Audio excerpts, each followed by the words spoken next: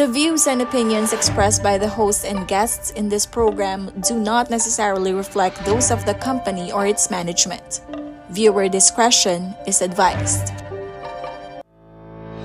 Dahil mahalaga ang iyong boto, kaantabay mo ang RW 95.1 FM, CLTV 36 at Commission on Elections sa pagkilala sa mga nagnanais magsilbi sa ating bayan. Abangan at tutukan ang paglalahad. Lunes, Martes, Huwebes at Biyernes, alas 4 hanggang alas 5 ng hapon. Mapapakinggan sa RW 95.1 FM at sa bayang mapapanood live sa CLTV 36. Masusubaybayan din sa Facebook page ng Sunstar Pampanga, CLTV 36 at RW 95.1 FM. Ang paglalahad 2025.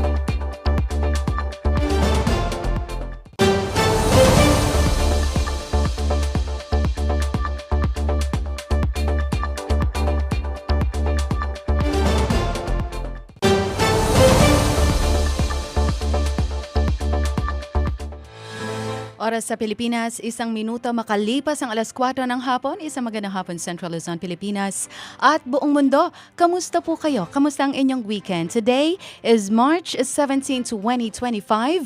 Monday na naman at mabilis na dumadaan ang mga araw dahil 56 days to go na lang at halala na. Ito po si Alex at welcome sa inyong programa kung saan magbabahagi kami ng mahalagang impormasyon patungkol sa eleksyon at tutulong sa pagkilala at pagsuri sa mga kandidatong humihingi ng inyong mga boto. Ito po ang Paglalahad 2025 hatid sa inyo ng Commission on Elections at RW 95.1 FM.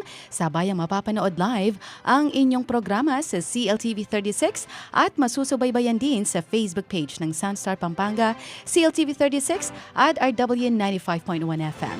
Ngayong hapon ating makakasama ang mga batikan na broadcaster sa rehiyon at sa probinsya ng Pampanga. Walang iba kundi ang isa sa mga talakayan ngayon anchors, Mr. Albert Lacanlale. Kong Albert! Isang maliwalas na hapon sa iyo, DJ Yes. Alex, at sa lahat ng ating mga tagapakinig dito sa RW 95.1 FM. Ako po si Albert Lacanlale. Samahan niyo po kami hanggang alas 5 ng hapon dito sa Ang Paglalahad dahil nalalapit na po ang halalan. Oras na para maging mulat at busisiin ng mabuti ang mga napupusuan nating mga kandidato. Yes, at hindi lang po kami ni Kong Albert ang magsasama dito sa studio. Narito rin po ang isa pa sa mga seasoned broadcasters at anchors ng talakayan ngayon, Mr. Boy Santiago. Maya pagat panapon po. Maya pagat panapon, Alex, Albert, sa inyo pong lahat na nakikinig sa radyo, sumusubaybay sa CLTV 36 at sa Facebook Live. Huwag lang po kayong bibitaw. Marami po tayo tatalakayan, pag-uusapan at maraming informasyon ang inyong malalaman sa ating panahon ngayon. Sa banggit ni Alex, 56 days. Parang Bombay na lang po. Election na. Oh, di ba? Alright. Samahan niyo po kami sa isang oras ng makabuluhang talakayan. Kaya naman kung may mga concerns o gusto po kayong linawin tungkol sa eleksyon, mag-text lamang po sa 0919-264-4439. I-comment nyo rin po ang mga ito sa aming Facebook Live. Bago natin ipakilalang ating panauhin ngayong hapon, narito muna ang mga balita sa oras na ito. Ang Paglalahad sa RW 95.1 FM. Nakapag-imprenta na ang Commission on Elections or COMELEC ng 68,542,564 opisyal na balota para sa nalalapit na pambansa at lokal na halalan sa May 12, 2025. Ayon kay COMELEC Chairperson George Garcia, sinimulan ang pag-imprenta noong January 27, 2025 at sa kabila ng ilang hamon, natapos ito bago ang itinakdang deadline noong March 15, 2025. Nilinaw rin ni Garcia na ang mga mga nalimbag na balota ay eksklusibo lamang para sa May 2025 elections at hindi kasama ang test ballots o ang mga gagamitin sa Bangsamoro Parliamentary Elections or BPE na itinakda sa October. Ang huling batch ng mga balotang naimprinta nitong Sabado ay nakalaan para sa Iloilo at San Juan City sa Metro Manila. Samantala, pansamantalang sinuspindi ng COMELEC ang pag-imprenta ng 6 na milyong balota matapos maglabas ang Korte Suprema ng ilang Temporary Restraining Orders or TROs kaugnay ng mga kasong diskwalifikasyon at nuisance candidates. Sa kabila nito, tiniyak ng COMELEC na magsisimula na ang distribusyon ng mga balota sa buong bansa pagsapit ng ikalawang linggo ng Abril 2025. Sa kasalukuyan, halos 34 million of 50% ng mga nalimbag na balota ang dumaan na sa verification process upang matiyak ang kalidad at pagiging lehitimo ng mga ito bago ang opisyal na halalan. Automated election system na gagamitin sa May 12 safe sa hacking ayon sa CICC. Nagbabala ang Cybercrime Investigation and Coordinating Center o CICC sa publiko na huwag magpaloko sa mga individual na nag-aalok umano ng serbisyo upang baguhin o manipulahin ang resulta ng 2025 national and local elections kapalit ng halagang 50 million pesos o higit pa. Ayon kay CICC Executive Director Alexander Ramos, ang Automated Election System o AES na gagamitin sa darating na May 12 midterm elections ay may napakakomplikadong sistema at hindi basta-basta mahahack taliwas sa sinasabi ng mga nagpapanggap na eksperto.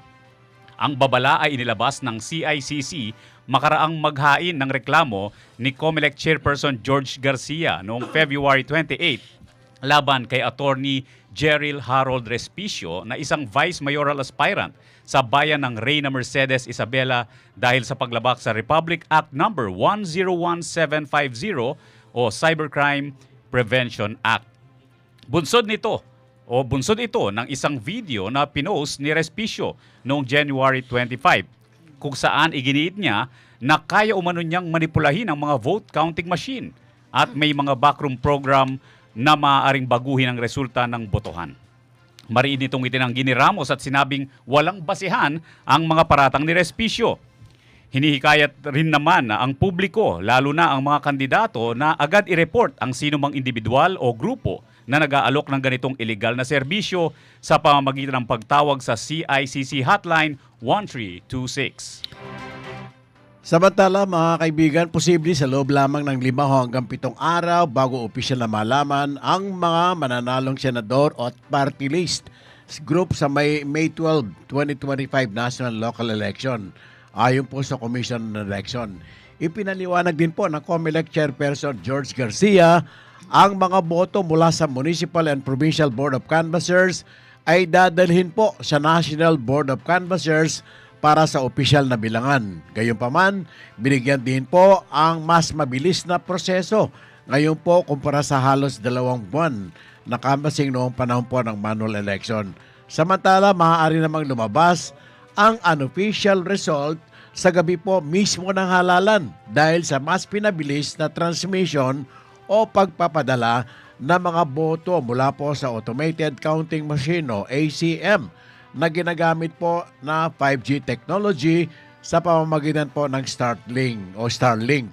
Kung inyong matatanda noong May 2022 election na iproklama ang 12 na nanalong senador matapos lamang po ang 9 na araw. Imagine mo, 9 na araw habang umabot naman po ng 17 araw bago opisyal na idineklara ang mga nanalong party list groups. Sa iba pang balita, ex-President Duterte maaari pa ring maluklok bilang Davao City Mayor ayon sa COMELEC. Ipoproklama pa rin ang Commission on Elections sa COMELEC si dating Pangulong Rodrigo Duterte bilang alkalde ng Davao City kung mananalo siya sa 2025 national and local elections sa darating na May 12. Ito'y kahit nasa kustodiya na siya ng International Criminal Court o ICC sa The Hague, Netherlands para harapin ang kasong crimes against humanity. Ayon kay COMELEC Chairman George Sherwin Garcia. Mananatili siyang kandidato at maaring iboto dahil wala pang pinal na hatol laban sa kanya. Ipinaliwanag niya na ayon sa batas, ang isang kandidato ay madidiskwalipika lamang kung may pinal ng desisyon ng korte. Wala pang precedent ang kaso ni Duterte, ngunit inihalimbawa ni Garcia ang desisyon ng Korte Suprema sa Halosos versus Comelec kung saan pinayagan ang isang kandidato na tumakbo kahit may kinakaharap na kaso. Dagdag pa niya, may mga naunang kandidato rin sa barangay elections na nanalo at pinroclaim kahit nakakulong, kaya't posibleng mangyari din ito sa dating Pangulo. At yan po ang mga balita sa oras na ito. Sa ating pagbabalik, makakasama natin live sa studio ang kauna-unahang babaeng nahalal bilang Vice Mayor ng Ciudad Angeles at kasalukuyan nagsisilbi sa kanyang ikalawang termino. Re-electionist Vice Mayor Vicky Vega Cabigting. Ito po ang Paglalahad 2025. Boto mo, kinabukasan mo. Philippine Standard Time is 4:10. Ang Paglalahad sa RW 95.1 FM.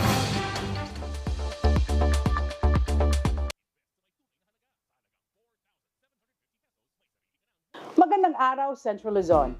Alam niyo ba ang mga dapat dalhin sa voting precinct sa araw ng botohan? Una, hindi na kailangang magdala ng ballpen dahil mayroon nang ipoprovide ang COMELEC. Ikalawa, huwag magdadala ng kahit anong campaign material sa loob ng voting precinct.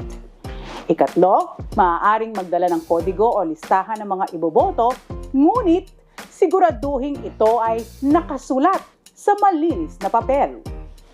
Pang-apat, siguraduhin hindi ka nakapagdala ng sample ballot sa loob ng voting area. At panghuli, huwag kakalimutan ang inyong voter's ID o kahit anong valid ID.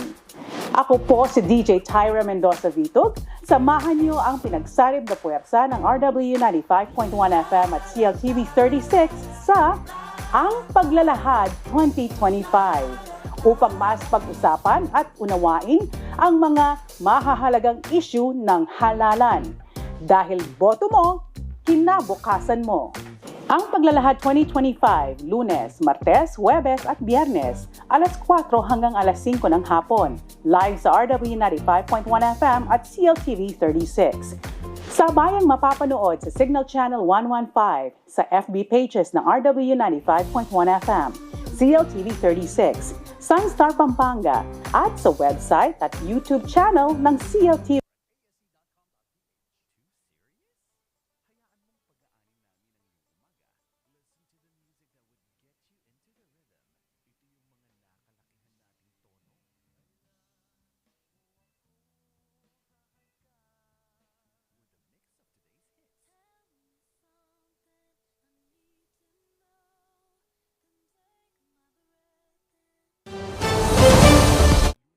Biyernes alas 10 hanggang alas 12 ng tanghali sa RW 95.1 FM.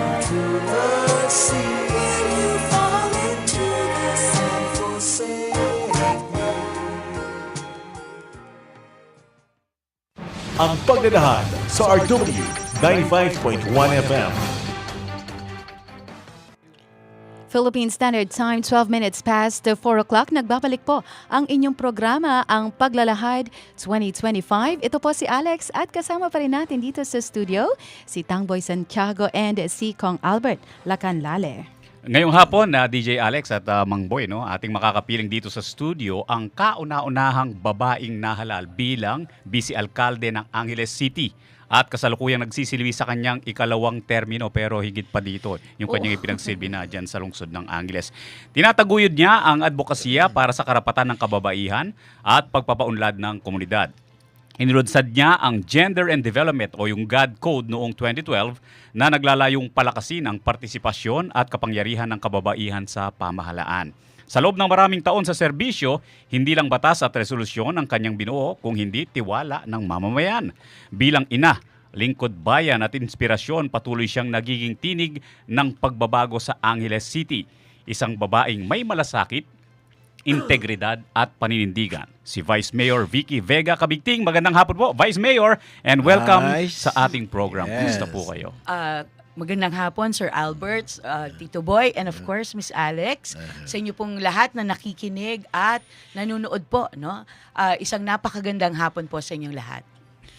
Oo, para medyo light naman ng konti. Yes, magkwentuhan Vice, muna tayo. Kwentuhan po muna tayo. Sure po. Isinilang kayo sa Lungsod Angeles. Yes Doon na po. rin kayo lumaki. At the heart of Angeles City, At the sa heart. Miranda Street po, kung saan po nangyayari yung mga rallies, no? Noong panahon na yun po. So, Yun ang downtown proper Opo, ng opo. Lungsod Angeles. so that was the Angeles City na natatandaan ninyo sa Yes inyong po, kabataan. opo. How was life then? Well, dahil po nasa kabayanan po tayo, no? Masaya naman po and safe pa po noon, no? Kasi lumalabas kami, nakakarating po ako sa palengke, no, na hindi nag-aalala po yung mga parents mo na baka may mangyari sa iyo, no. So, masaya po yung ating naging childhood kasi I think isa po ito sa nakapag-influence po sa atin to be in public service, no, dahil yun nga po nakikita natin yung mga rallies po diyan sa Miranda, no. In part it has influenced me at kinukwento din po nung panahon ng aking lolo, nagiging leader din po siya sa mga politiko, ano po. At isa na po dito yung kapatid po ni Apong Pileng, na lolo po ni na Kong John and Mayor Pogi, si former Mayor Francisco Lazatin. So nauna po yun na pumasok po sa politika, no. So I think that influenced me a lot, no, yung growing up in that place. Pero denasan niyo po na Kapampangan at Opo. saka Tagalog naman Opo. dahil tao Angeles. Denasan niyo po ing Meragul keng Palengke, balo Opo. yung Bieka Kaluluan, Opo. ampo ikitsure nitang kanawan kareng tao ka rin. Opo, yung anak kami po, although ako naman po asabi, ating na pong kapanintunan ni tatang ko, ating kami pong tailor shop King Clark, na maluwat na po pegumpisa ng ingkong ko. So, to me, it was a comfortable life. Pero, nung lalawen mo, namantang marangyan. Pero, makadase kami mo po, makanyan. Pero, in feeling ko po at nang ka-comfortable ing bieta mo. Pero, dintang din po, keng puntunan ng BMI, na dinalan kami pong kasakitan. Nanya pong, milako na po ita, itang, at syoka, mega, ita pong atin pong kay Kasikene, keng Clark banta makapagstay itang tailor shop ne, ita pong mipag kaila mo naman po ating pong competition ken so ya pong ketang bidding na awsan dami sambut kami yang bandang 1974 medyo karintana po adanasan ing challenges na marakal kami pong mikakapatad 8 kami pong mikakapatad yung minuna po 7 but after a few years 9 years yung in difference na puring tang bunsumi mikawali na ako na naman po so ita pong challenges na ning BMI na atin pong point in time na bala ko po na ako makapag-aral din peksabihan na ako pong heart to heart ning pengari ko pero pauli na po I think pauli na po ning itang trust making apong ginuuling ita po yung peragula na kami po ring pengari mi keng tiwala keng apong ginu alam pasantamongan ita so I think it has served me in good stead Tito Boy nung ita pong question yun na delanan tana po itang komportabling biya, delanan tana rin po itang dakal pong challenges king biyeta mo. Aja pong malati kayo na nung aus na mo kayo ritang kakyalong nyo kanita. Ay, kimpong bale, ating kami nga pong nicknames. Timawa ako, niya pong katweng lagyo ko lagyo da ako kang auntie ko po, Maria Vicenta. Ita pong Maria hiya po ko. So, kaya pong bale, may Bekang, da po manya, Bekang, yan Bek, makanyan, ita mo pong teacher ko, grade 6, but dinina na akong masanting nickname.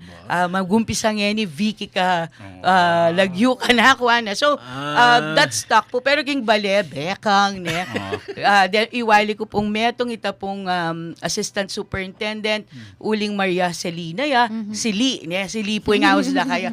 So, pero po rin pong kakyalong ko, balo da Marivic, maning masyado yung Makaba until pinitang teacher ko po, Vicky Ingaus Tamo Vicky na. May Vicky Vega. And the rest was history, ika nga. Sa mga parents mo, your father and mother, ano yung Opo.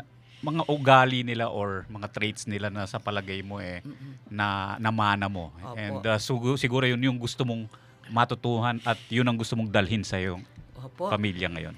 Yung may nakwento po kasi sa akin, nung maliit daw po yung father ko, nakita na sa kanya yung empathy, no? Yung, not just yung awa, pero yung putting yourself in the shoes of others. No? May kinuwento po sila na may isang bata daw na nawalan po ng tsinelas. No? Immediately, yung tatay ko po, at a very young age, tinulungan po yon, binigay yung tsinelas niya dun sa tao. And that stuck dun sa kaisipan po namin every time na kinukwento. So ang pinas on po ng aking ama, no, is yung tutulong ka na walang halong expectation. Basta po you put in your shoes. I mean, you put your feelings po dun sa feeling ng others at tumayo ka dun sa nararamdaman nila. So I think yun po yung isang magandang ugali, no, na natutunan ko po sa tatay ko. Sa nanay ko naman,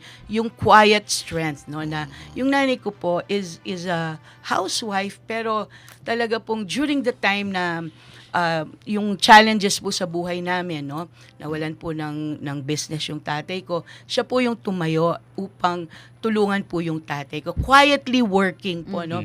Magburdaya po kanita, niya kakit kaya po mapupuyat siya. So sabi ko, and the way na pinalaki po niya kami, no, it's really admirable kasi itapin po kasakiting biye, pero by God's grace, may kapag-aral kami ngan po, may mga santing no po naman obra ring kanako pong kapatad ne. Ating peka importante po, aturuda kaya kami ing itang tunay kasalpantayanan ang po pong lugod kay nga pong Ginoo. I think that's the best na ing meto nga pengari apamana na po kareng anak na. Vice Vicky, ating ko nga pansinan kang father mo. Siguro mapamasa ay libro. Basa na itang storya na Rizal. Opo. Na may nakbag na itang metong Opo kasinelas. siguro. Tiki na itang meto, baka tanong ni naman yung makapulot. Napakinabangan. Pakinabangan dala rin. Tsaka po, when he gives, he gives talaga pong todo. Yeah. At andanan ko, pagluto no pa rin pinsan ko. Wow. Po itang special recipe na.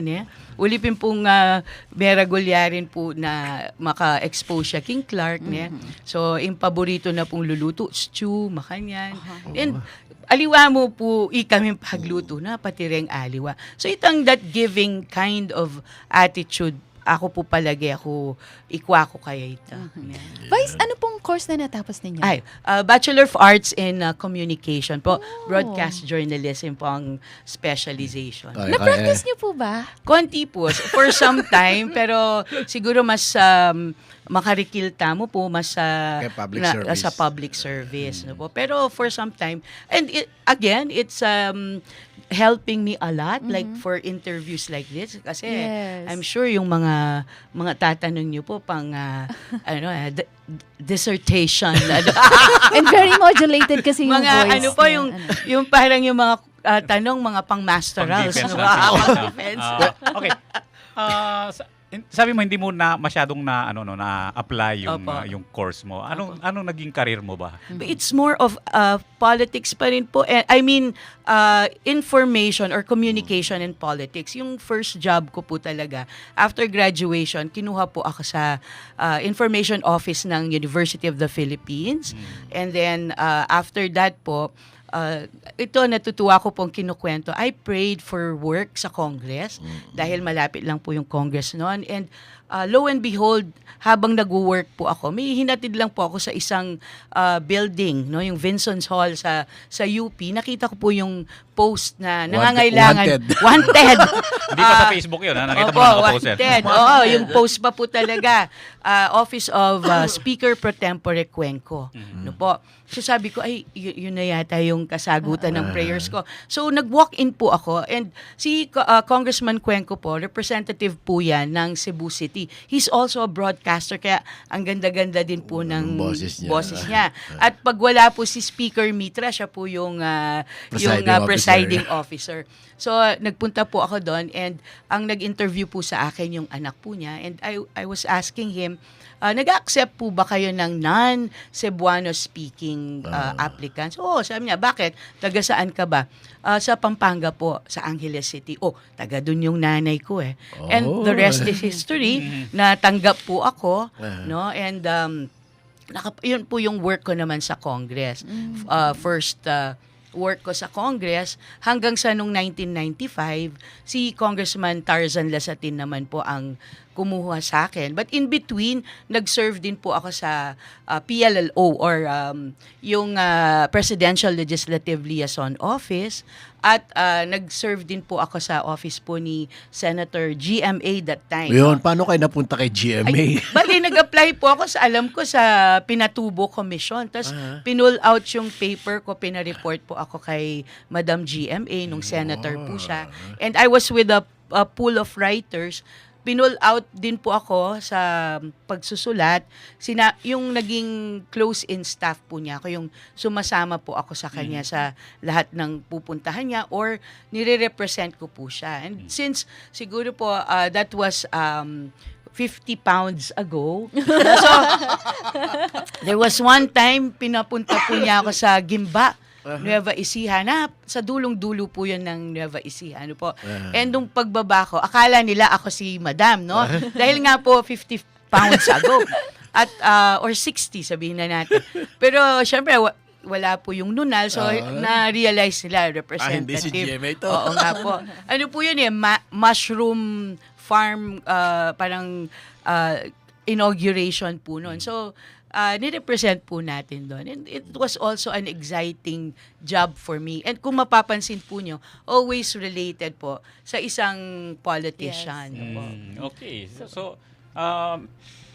Yes, what do you made have yes another po. question? Yeah? What made you decide Ayun na po. pumasok na sa politics? So, among the influences po, yun siguro, yung sinabi ko sa lolo ko, no, na nagiging, ano po siya, leader ng mga politicians before, at yung nandun po tayo sa Plaza Miranda, pinanganak, and na-expose po tayo sa mga public servants, sa mga politicians. So, but even before that, nung third year high school po ako, I still remember, no po, nag-pray po ako, sabi ko, Lord, what is the path you want me to take? And nung binuksan ko po yung Bible, asking for guidance, yung sa Joshua 1:9 po. No? And from then on, yun po kasi sa Joshua, ang ina-assure ng Diyos na wag matakot si Joshua, na siya po ang magli-lead sa mga Israelites. And from then on, ang naisip ko that the Lord was leading me towards a public servant leadership position and public position. So, doon na po ako nag-decide, no po, na kaya lahat po ng naging work natin is parang OJT ko Yes, no, it did. papunta sa pagseserbisyo sa ating mga kababayan. Oh, Vice, parang personally and professionally, ano ka, no? Accomplished ka. Do you have a particular bucket list, and do you think na all of the items doon sa bucket list mo ay na-tick mo na? Isang bucket na beer. Hindi kasi usually when you say bucket list, di ba, yung mga parang mamamatay na, yun ang interpretation ko. So sabi ko, instead of a bucket list, wish list na lang. Wish no? list. Wish list Ang na. alam ko sa bucket list, no? So, una po sa lahat, I think halos na tick na po yun, no? And ang prayer ko na lang, number one is, syempre inaantabayanan pa po natin yung anak natin, yung isa po graduate na, yung bunso po first year college. So isa po sa mga wish list po natin, mapaaral po natin ang ating mga anak, no po, and makapag-travel, no? After po siguro makapag-serve na tayo, yung travel more, no po. And yung as a professional naman, siguro after sa politika, gusto po nating mag-serve sa isang foundation or any related na NGO work na tumutulong pa rin, na nandun pa rin yung pagka-public servant mo. Ano po.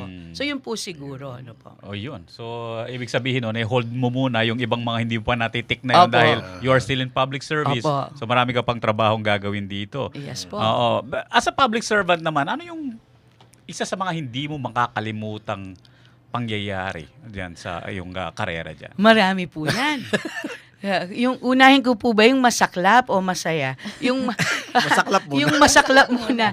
Nung I ran for counselor po nung 1992 as an independent, no po. And parang full of idealism after po natin sa UP, and then yon nag-run na po tayo, no. Although I was a second year law school student po no. Ang sabi po nung teacher ko noon, si Justice Marvic Leonen, sabi niya, alam mo Vicky, mas maganda natapos mo yung law mo. But since I decided already, so independent po tayo. And whenever I talk to some other barangay officials, very welcoming sila, no? But nanghihingi po ako ng lugar kung saan ako pwedeng magsalita. Yung isa po, siguro yung ilaw nung kung saan ako tinuro, parang ilan po ba yung kumukuti-kutitak siya. So wala pong pumunta doon, syempre, di ba po ba? So naghanap po kami, nakahanap kami ng barbecue stand, no po. Tapos doon na po kami nagsalita, nakaipon naman po ng tao. Syempre, tuwan-tuwa yung nagba-barbecue kasi bumili din po sila, no. But you know, and 2 times po 'yon, 2 instances na yung binigyan tayo yung kumukutitap yung mga ilaw, di ba? Tapos sound system nyo, medyo pupugak-pugak pa. May baon po kami noon. Ang dala lang po namin noon. But we were happy, no po. Kasi yung baon namin noon, may sarili po kaming sound system na maliit. Yung jeep po, pinahiram ng uncle ko, no po. At ang lumang jeep kanita niya. Ang po pong itang kanakong song po kanta, itang kanta ko. Kami mo pong ginawa rin pinsan ko. At yung kami po basement, cassette tape pa kanita. So, gawa kaya po itang jingle me, itang keng Ghostbuster niya. Kailangan tayong kandidato. Nilungusan mo, Vicky Vega. Na po niya. So, hindi po. Makapanahon niya. Wow po. So, maswelo kami po niya. And, well, ito pong yung first counting, pong time ay number 7 tamo. Mitok nang po nga lungaldo. So, yung kalwal, number 12 na ako po. So, another masaklap na milyari po ito niya. So, yan naman pong mga santing, kasi king politics po, syempre it's not a bed of roses. And if it was a bed of roses, sometimes kaya bela po ring thorns ka ring roses sa reta. Pero nung kaluguran mo po and you're passionate about what you're doing, you won't mind that. And you have to just to trust the Lord, ne? At alampasan mo nga po yan, di ba? Magkano yung may budget mo kanita ng tinagal ko? Kahit po hata, 10,000 yawa. Malampuro lang pro bono. Wow po. At saka rin po kaya kaming, very environment friendly kami. Kasi rin kaya kaming tarp. Reta pong sako. Susulat lang. Kahit susulat lang. Sabi na pipunin nga nako, Ma'am, why don't you try that again? Nako, let's look for social na, Reta pong sako-sako, makanyan. Environment friendly naman po ito, di po ba? So, ito po, adyang masaya naman po yung outcome. Ngayon naman po, ngayon makuswelo ko po niya na akakit ko po, ini naman po yung meto nga masanting kong akakit right now. With Mayor John Lasatin po, ikit ko na talaga pong paglaban niya po yung kandidatura tamo, ang po rin kayabemi. Kasi, bota pong lawenyo, syempre nung ninungan po rin bisang support kaya, tanggapan nila. Pero po very, very stern and firm yan na kailangan ang tutulungan niyo na Vice Mayor, si Vicky. Kung tutulungan niyo ako, tulungan niyo si Vicky at ang mga kasamahan ko. Kung hindi, wag na lang. Sa kabila na lang kayo. Makanya niya po ka-firm naman. So, I'm really happy about that. Ito naman po siguro, uling mature na ako rin po kayang politika. So, reni po siguro rin gains niya na ita pong talagang firm yung kayabe tamo na Mayor John na talaga pong kay Vicky tayo yan, mga yan. Napapasarap ang kwentuhan natin dito. Magko-commercial break muna po tayo sa ating pagbabalik. Pag-uusapan natin ang mga plano at agenda ni Vice Vicky sa Angeles City. Philippine Standard Time is 4:34. Ang paglalahad sa RW 95.1 FM.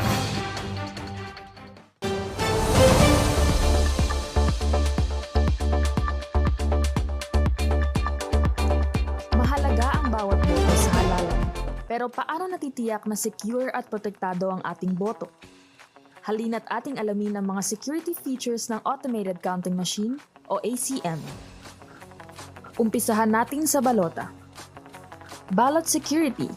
Ang bawat balota ay dinisenyo na may natatanging QR code at security marks para ang balota na tatanggapin ng makina ay iyon lamang para sa presinto na iyon. Access control. Tanging ang itinalagang electoral board ang otorisado at maaaring magpatakbo ng ACM gamit ang kani-kanilang user-specific passwords at smart card security keys. Voter Verified Paper Audit Trail o VVPAT. Ito ay ang pisikal na resibo kung saan pwedeng iberipika ng mga botante kung tama ang nai-record na boto ng makina. Digital signatures. Ang bawat makina ay may digital signatures para magsilbing patunay na totoo ang election results. Data encryption. Sinisiguro nito na ang lahat ng tinatransmit o pinapadalang data kasama ang election results ay encrypted para mapigilan ang unauthorized access o tampering. Secure transmission of results. Ang resulta ng halalan ay ipapadala ng sabay-sabay sa 7 data servers sa pamamagitan ng secure at redundant communication channels. System logs and audit trails. Ang ACM ay mayroong detalyadong talaan ng lahat ng aksyon na maaaring suriin upang makita ang mga naging aktibidad ng makina. Nagsagawa din ng local source code review kung saan sinuri ng mga local stakeholders, kabilang na ang mga accredited political parties, IT experts at mga civil society organizations ang source code ng automated election system upang matiyak na ang software ng sistema ay sumusunod sa mga legal, technical at security standards at walang mga kahinaan o malicious code. Bilang pagsunod sa batas, sumailalim din sa International Certification Entity o ICE review upang matiyak na ang software at hardware ng AES ay sumusunod sa international standards para sa accuracy, security at reliability. Sa makabagong halalan para sa makabagong Pilipino, sisiguraduhin ng COMELEC na ligtas, secure at protektado ang bawat boto. Maraming salamat po. Para sa karagdagang impormasyon, sundan ang mga official social media accounts ng COMELEC.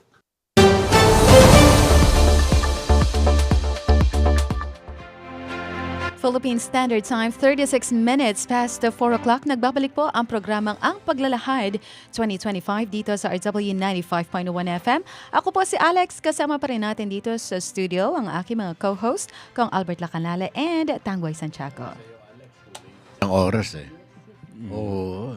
Sa kanya lang, kay Vice Mayor Vicky Vega lang Okay. Pupunuin na. Eto na po, eto na yung pagkakataon para pag-usapan na natin yung mga plataforma ni Vice. Okay. Parang gusto ko pa rin yung mga personal Very, Mamaya chika mo na lang sa atin yan. Pero siyempre dito tayo sa sa business natin talaga ngayon about your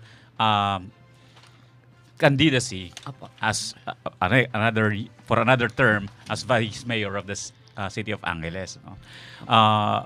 Meron ba kayong mga gusto pang gawin for Angeles City na sa tingin ninyo kailangan pa isa pa sa kasama doon sa bucket list mo actually or sa wish list mo for Angeles City? Wish list, yan. Opo, salamat po sa question na yun. No? Kasi nais po nating sabihin sa ating mga kababayan na yung lahat po ng mga commitment po natin, halos nagawa na po natin. No? At ang mga advocacies po natin, number 1 is yung para po sa ating mga kababaihan. So kaya po inumpisahan po natin yung Kabuhayan Power, no? Which is nung dati po, mga trainings pa lang po yan. Pero ngayon, I'm happy to report na meron na po tayong building, no?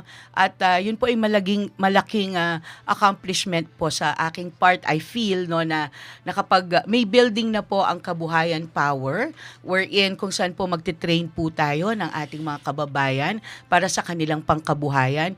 Ang Kabuhayan Power Building po ay binigay po ng Sibak Party List through Congressman Villanueva, yan. And of course sa support po ni Senator Villanueva at gayon din po sa tulong po ni Vice Mayor Mike Galang, ang aming chairperson sa Florida VMLP Blanca, po sa Florida Blanca. Kaya po isa katuparan na meron na po kaming actual na physical building para makapag-train. And right now, patuloy po yung pagbibigay po natin ng tulong sa ating mga kababayan. Kasi po nakita ko kung magbibigay ka lang ng halimbawa ayuda, kailangan po teach people how to fish. Not just give them a fish for the day. So yun po yung purpose noon. At kung bibigyan pa po tayo ng pagkakataon ng ating mga kababayan for our third and last term, and Lord willing, ay nais po nating i-level up to connect with different NGOs and different national agencies na nagbibigay po ng tulong sa mga gustong mag-business. And of course, it's not just for women, for men also. Pero syempre, nakatutok po tayo sa ating mga kababaihan, no? Na nung past year po, nakapamigay na po tayo ng mga food products, no? Mga parang start-up po ng ating mga kababayan, no? So yun po ay dadagdagan pa po natin, no? Yun i-level up pa po natin. Pangalawa po, nagpapasalamat din po tayo kay Senator Loren Legarda. Binigyan naman po tayo ng Women and Children Center, no po? So ano po yung purpose nung building? Number one po, para tulungan yung mga kabataan po na victims of violence, sa para pong staging area po nila yon, na kung saan magstay muna po dun yung bata, no, kung may hearing po sila. Meron po tayong library and playroom na dinonate naman po ng Balibago Waterworks, no. So yan po yung gusto nating gawin, and right now nagagamit na po yung building para po yung kung saan po pwedeng mag-meet yung mga women's groups, no. May nag-meeting na po doon yung Kalipi, yun pong Magnificent Women of Angeles, mga ganyan po. So nagiging functional. So yun pa po yung gusto nating again i-level up po, no. Paano makakatulong tayo sa ating mga kababaihan doon po at mga kabataan sa pakikipaglaban po nila sa kanilang karapatan, no. So yun na po yung mga gusto po nating idagdag. And third, no, although marami po tayong programs sa health, mga ganyan po, ang isa ko pong talagang gustong ma-accomplish, and maybe one of my wish list or bucket list, kung ano man po yung gusto nilang itawag doon, is mag-mentor na po ako ng mga future leaders, future women who want to be in politics. Kasi nung sa atin po, medyo, syempre, wala po yung talagang magsasabi sa'yo, no, I think gawin mo, I think magandang gawin, no. Pero po I learned, no, because of yun na nga po kay Madam GMA, no, yung nakikita ko sa kanyang sa style po niya, no, at yung mga naging boss din po natin before, and dun sa mga iba pang mga women na naka-influence po sa atin, no. And nais ko lang din pong i-mention yung aking auntie po na tumulong sa pagpapalaki sa akin. She was a public school teacher, si Auntie Aning, no, Aning Vega. So siya po yung nag-alaga din po sa amin dahil po marami kami, no, and tumulong din po economically nung time po na nag-aaral kami, no. She's one of my inspiration, at kaya naman po malapit tayo sa ating mga teachers at sa education sector. Kaya alam po yan ng ating mga kababayan na pagka po when it comes to education, talagang todo po yung support natin sa ating po mga guro at mga estudyante. Vice, pwede bang palakasin yung mga rural health units natin na instead na dalhin kaagad sa ONA, Opo. doon muna sa mga health centers. Opo. para sakali 24 oras pwedeng pakinabangan ng mga I think tao. that's the good news right now, no. Ngayon po under po sa administration ni Mayor Pogi, di ho ba you were there nung nag-inaugurate Nilords, tayo nilords, ng rural health units. Yun po talaga yung purpose para mabawasan din po yung load sa ONA, no. At syempre, a few seconds is very important. Kung halimbawa tama may po. emergency sa isang barangay, dadalhin mo pa sa ONA, no. It might cost the life of that person. So maganda po, may titingin na sa kanya muna dun sa mga RHU. So yun po yung ginagawa na po natin sa pangunguna po ni Mayor Pogi, no po. When we say ginagawa na natin, ginagawa na po ng LGU po natin.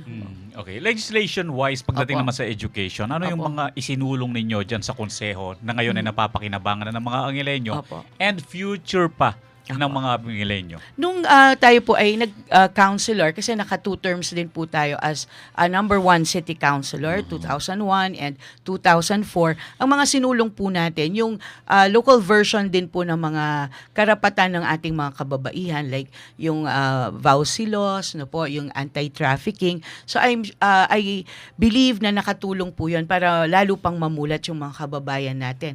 Tapos nung vice mayor na po tayo, kahit po hindi tayo sponsor, we could introduce, no. So one of the mga legislation na na-introduce po natin, yung pagkakaroon po ng violence against women and children's desk sa mga barangay. Kasi during that time, there were only a few, mga 2 to 3 lang po or 4 na may VAUSI desk. Pero because of the initiative po natin, ngayon po lahat may VAUSI desk na po yung mga barangay. So ito po siguro yung mga napakahalaga na nakikita po natin kung quiet man yung mga kababaihan before. Ngayon, they found their voice at marami na po yung nagre-report kung may mga nararanasan po silang domestic abuso. violence po.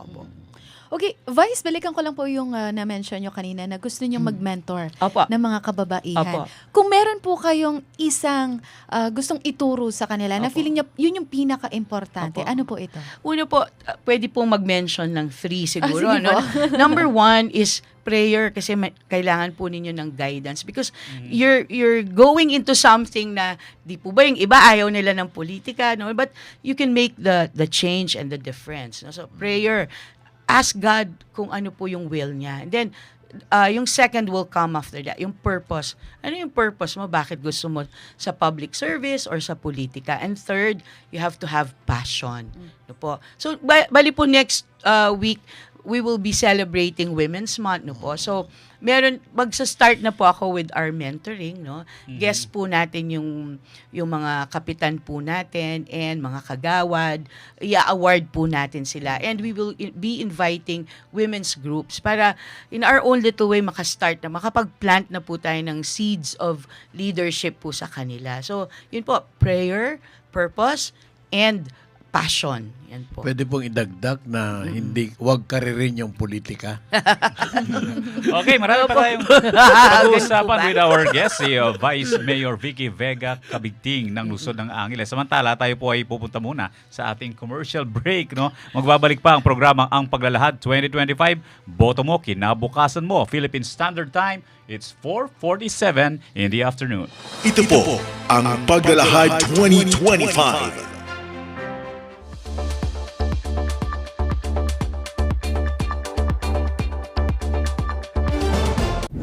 Nalalapit na naman ang halalan. At syempre, bilang botanteng Pilipino, tayo ay boboto. Pero sapat na ba na bumoto lamang? Hindi ba kailangan maging responsable tayo sa ating pagboto? Ito ang 5 gabay para sa responsableng pagboto. Una, alamin ang mga kandidato at kanilang plataforma. Pag-aralan ang kanilang background. Tukuyin kung sila ay may tamang kwalifikasyon at kakayahan na angkop sa posisyon na kanilang tinatakbuhan. Suriin ang kanilang mga programa at plataforma. Pangalawa, maging informed na botante. Iwasan ang fake news. Maging mapanuri sa mga impormasyong natatanggap ukol sa mga kandidato o kaya sa halalan. Sumangguni lamang sa mga mapagkakatiwalaan na sources. Pangatlo, huwag ibagpili ang boto. Huwag tanggapin ang anumang uri ng suhol o papuya kapalit ng boto. Ang pagbebenta ng boto ay nagtutulot ng korupsyon at nagpapahina sa demokrasya. Ang vote buying at vote selling ay maituturing na election offense. Pang-apat, sundin ang mga patakaran sa halalan. Maging maalam sa mga dapat at hindi dapat gawin sa panahon ng kampanya at halalan, lalo na sa pagboto. Kung sakaling may makita o masaksihan na paglabag, iulat ito sa kinauukulan. At panglima, pahalagahan ang iyong boto. Ang pagboto ay hindi lamang isang karapatan, kundi isang responsibilidad bilang mamamayan. Tayo ang pipili ng ating mga mamumuno, kaya't bumoto para sa tao sa tingin nating karapat-dapat na maglingkod sa ating bayan. Tandaan, ang responsableng pagboto ay nagsisimula sa maayos na pagpaplano, malalim na pagsusuri, at pagiging tapat sa prinsipyo. Bawat boto ay mahalaga, at bawat boto ay may magagawa. Kaya sa darating na May 12, 2025, sabay-sabay natin ipahayag ang ating boses. Bumoto sa makabagong halalan para sa makabagong Pilipino.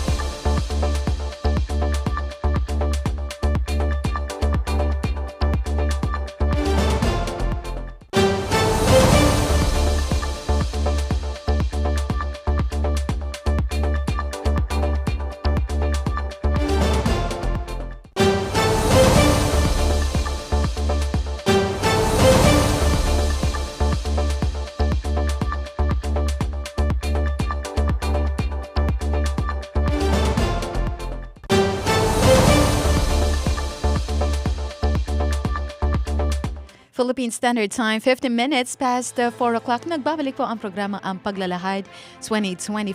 Kasama pa rin dito sa studio si Kong Albert Lacanlale and Mr. Boy Santiago. At ang ating panauhin ngayong hapon si Vice Mayor Vicky Vega Cabigting. Okay, and eto dadako na po tayo sa lighter part pa ng ating programa. Vice, napakasimple po nito. Sasagot po kayo kung for or against po kayo. Okay? Are you ready, Vice? Okay. Umpisahan na po natin ang ating for or against. Mas malaking pondo para sa gender and development programs sa mga lokal na pamahalaan, for or against? For, syempre.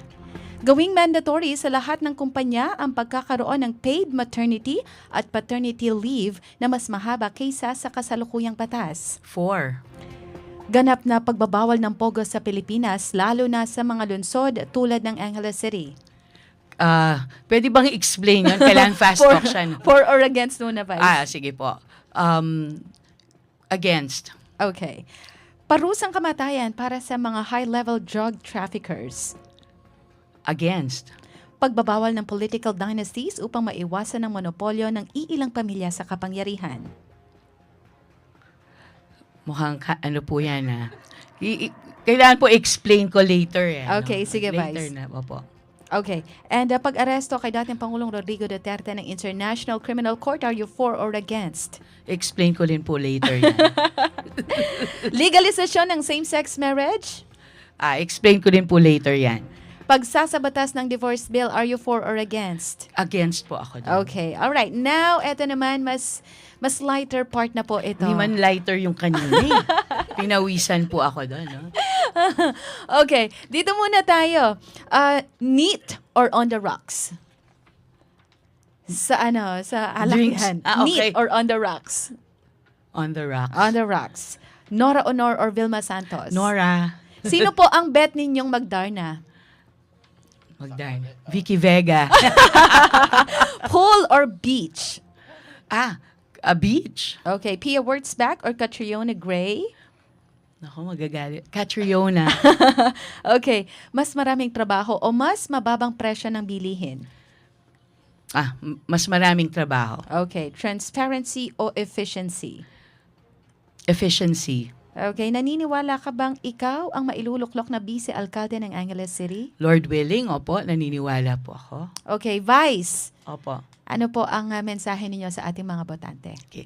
Sa lahat po ng ating mga botante po sa Angeles City, mga Angelenyos, rest assured po, lagi ko pong sinasabi ito that kung paano nyo po ako pinagkatiwalaan before, ganyan din po, the same energy and passion of public service ay ibibigay po namin sa inyo. No? Sana po tulungan nyo po kami ulit. Bakit si Vicky Vega Kabigting ang iboboto? Because kagaya po ng, kasi po may prayer, may Yes. purpose at may passion for public service, di ba? Ayun. Opo. In prayer, there is always hope. Yes po. Opo. Okay, since we still have time, ayan, Opo. yung mga gusto mong balikan, Vice? Opo, no? Gusto mo sagutin? Opo. No? Okay, sige. Yung very, po kasi yung kay PPR, kay former president, po. I think right now, kung I'm for what is just, po, at kung ano po yung kinakailangan. So kung ano man po ang just na dapat pong gawin, yun po yung Doon we will tayo. agree for Okay. not to look on personalities kasi ngayon po ang nangyayari, people are looking on the personalities instead of the situation talaga, po. So kung ano po talaga yung if we want justice, then kung paano po iikot po ang justice, then let us respect that, po. But sana ang paalala ko lang and ang prayer ko po sa ating mga kababayan na mas isipin po natin yung ating bansa, yung pagmamahal po natin sa Pilipinas instead of just looking at two personalities. Okay. About sa Pogo naman sa Pilipinas, yung pagbabawal nito, ganap na pagbabawal sa mga lugar katulad ng Angeles City. Ang sa akin po kasi kung siguro ang lahat ng requirement ay ma-meet at makita po kung sa tingin po natin mas makakatulong ito sa ating bayan, then why not, but as of now siguro kina-clarify pa kung ano yung mga rules na dapat gawin, but nakita naman po natin yung effect, so kung pag-aralan lang po ito and then maybe another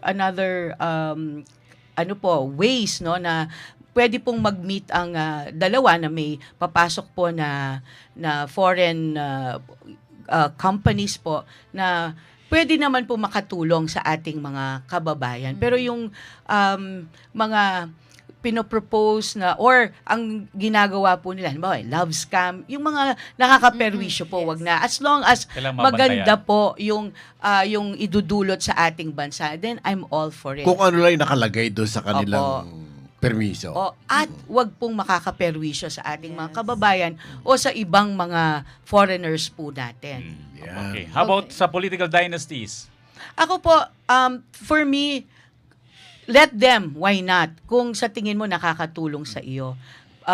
Total po may procedure naman po tayo, pwede po tayo sa election. Kung ayaw mo na dun sa nakaupo, na halimbawa matagal na pong nakaupo at ayaw mo na, meron po tayong paraan through election, po. Kasi to me, bakit pipigilan mo ang isang tao with the same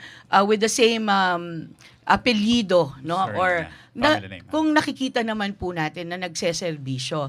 Ngayon, kung sa tingin nyo po parang ayaw nyo na yung pagsaserbisyong ganyan, well, we have the chance naman po sa election, di po ba? Okay. Yun po yung para sa akin. Okay. And the last, yung legalization ng same-sex marriage. Opo. Ako po, as a born-again Christian po, ang position ko doon kung ano pong naayon naman sa utos po ng Panginoon. Okay, at least malinaw na lahat.